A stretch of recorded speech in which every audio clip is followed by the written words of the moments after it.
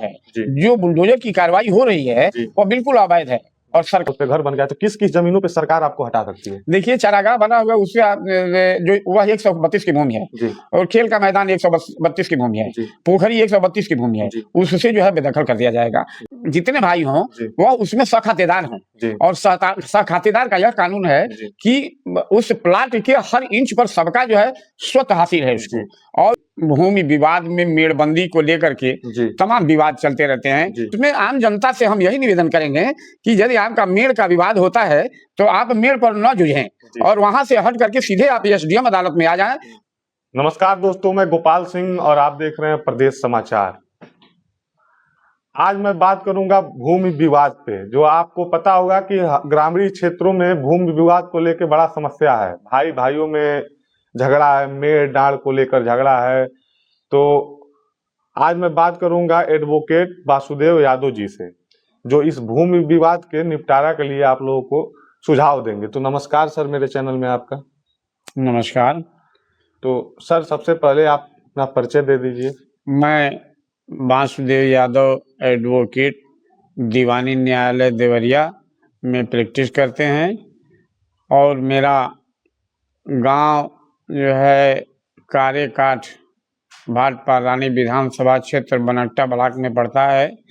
वहाँ से मैंने अपनी प्रारंभिक शिक्षा जो है संत विनोबा डिग्री कॉलेज जो गोरखपुर विश्वविद्यालय से संबंध है इससे प्राप्त किया और उसके बाद दीवानी न्यायालय में अपना प्रैक्टिस जो है सिविल से करते हैं। तमाम विवादों के संबंध में मेरे पास काम है और मैं सिविल का ही प्रैक्टिस करता हूँ। सर, मेरा पहला आपसे यही क्वेश्चन रहेगा कि गांव में खेत व जमीन को लेकर बढ़ते अपराध और कानून दाव पेच को लेकर जनता में असंतोष कैसे दूर करें? देखिए, खास करके भूमि विवाद में मेड़बंदी को लेकर के तमाम विवाद चलते रहते हैं और इसी विवाद की वजह से, मेड़बंदी की वजह से जो मेड़तोड़ होता है जिसको कहा जाता है गांव में, और मेड़तोड़ की वजह से दो पक्षों में बराबर विवाद होता है और वहां से मारपीट भी शुरू होता है और वहीं से अपराध की प्रक्रिया शुरू हो जाती है। तो मेरा यह सुझाव है एक तरह से कि इसका क्षेत्राधिकार हर तहसील में एसडीएम को प्राप्त है और एसडीएम के स्तर से जो है इसका विवाद का निपटारा किया जा सकता है। उसके लिए जो है राजस्व अभिलेख, पहले तो जो जमींदारी विनाश अधिनियम था उसमें दफा 41 चलता था, लेकिन अब इस वक्त जो कानून 2016 से लागू हुई है उसमें धारा 24 जो है विवाद मेड़ के विवाद के निपटारे के लिए पर्याप्त आधार है। और उसमें आम जनता से हम यही निवेदन करेंगे कि यदि आपका मेड़ का विवाद होता है तो आप मेड़ पर न जुझें और वहां से हट करके सीधे आप एसडीएम अदालत में आ जाएं और एसडीएम से आप निवेदन करेंगे और एक अपना प्रार्थना पत्र देंगे धारा 24 के अंतर्गत। उसमें मेड़बंदी की प्रक्रिया जो है 6 माह के अंदर निपटाने की जो है प्रक्रिया है और उसमें एसडीएम जो है वहां पर नापी करने के लिए राजस्व कर्मचारियों को नियुक्त करके और मेड़बंदी की प्रक्रिया पूरा कर देगा, जिससे सभी विवाद खत्म हो जाएंगे और इसमें झंझट करने की कोई जरूरत नहीं है। सर, गांव में होता है कि जैसे मान लीजिए कि लोग पत्थर नसीब जो होता है, नसब जो होता है, तो पत्थर नसब किस किस भूमि पे प्रक्रिया कराया जा सकता है? देखिए, राजस्व विभाग को केवल भूमिधरी प्लाट का ही पत्थर नशब करने का और उसी को मेड़बंदी भी कहा जाता है, ये करने का केवल एसडीएम को पावर है। और यदि वह आबादी की भूमि है तो उसका क्षेत्राधिकार सीधे सिविल कोर्ट को आता है। तो इसलिए जो भी भूमिधरी का प्लाट है उसके पत्थर नशब के लिए आप एसडीएम यानी परगना अधिकारी जिस क्षेत्र का हो, चाहे सलेमपुर हो, देवरिया हो, चाहे जिस भी परगना के तहसील के अंदर आता हो, अपने परगना अधिकारी की अदालत में अपना बात प्रस्तुत करके और मेड़बंदी करा सकते हैं और सभी विवादों का निपटारा कर सकते हैं।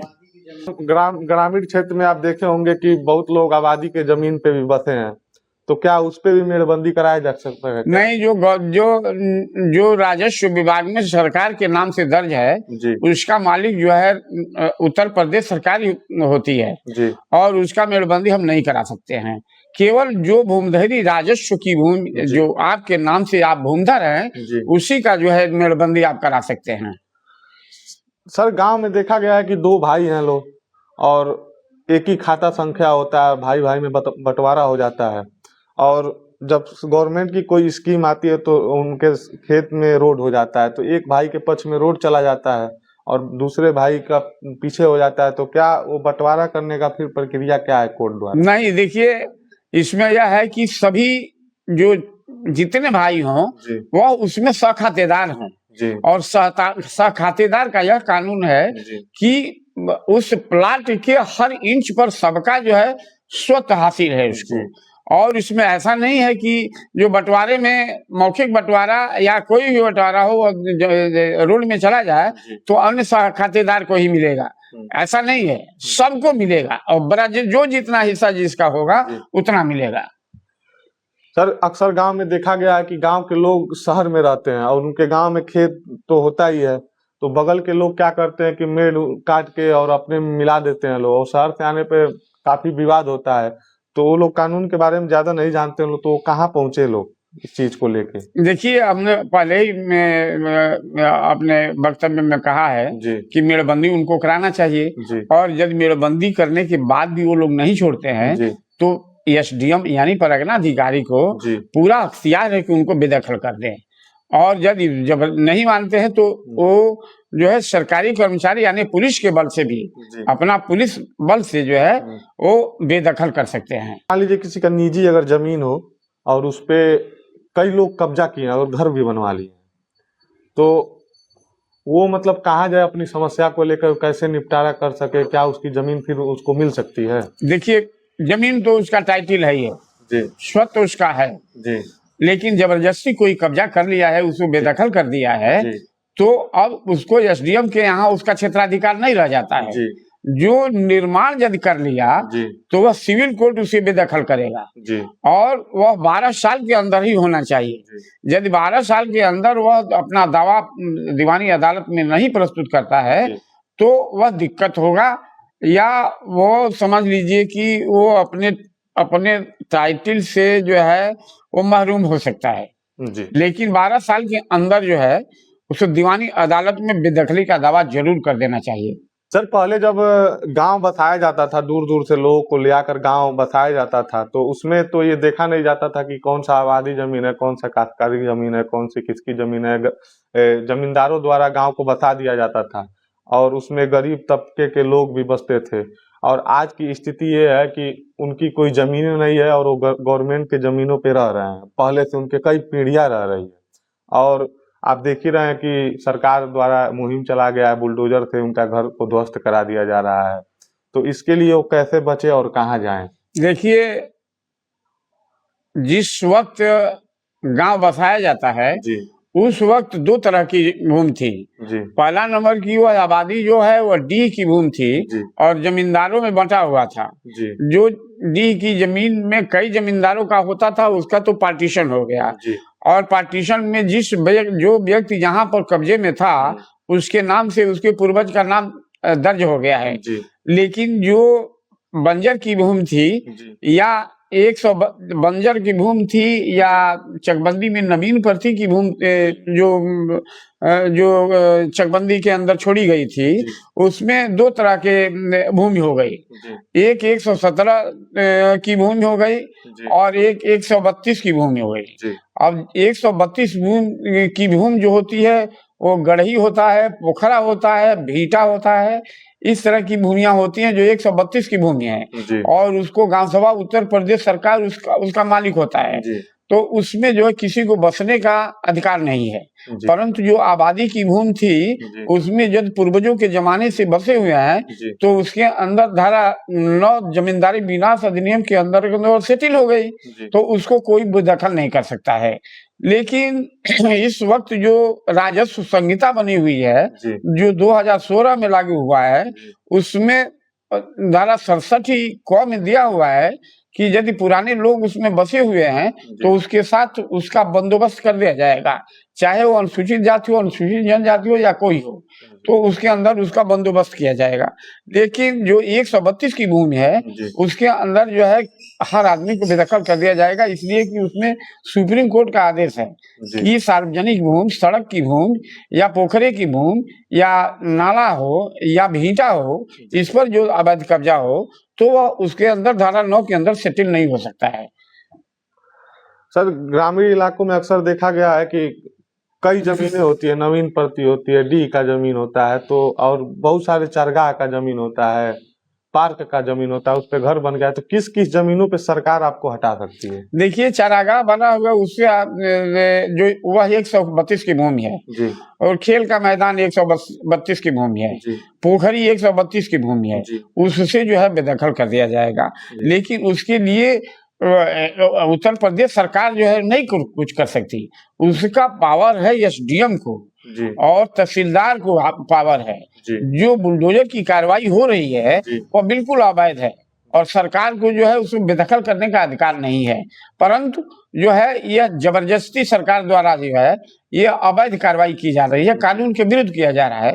पावर जो है कानून में एसडीएम को दिया गया है, तहसीलदार को दिया गया है कि 132 की भूमि से जाकर के उसका जांच करे, अपोजिट पार्टी जो निर्माण किया है उसका आपत्ति ले, उससे उसका सबूत ले और उसके बाद जो है गुण दोष के आधार पर उसका निर्णय करे और बेदखल करे।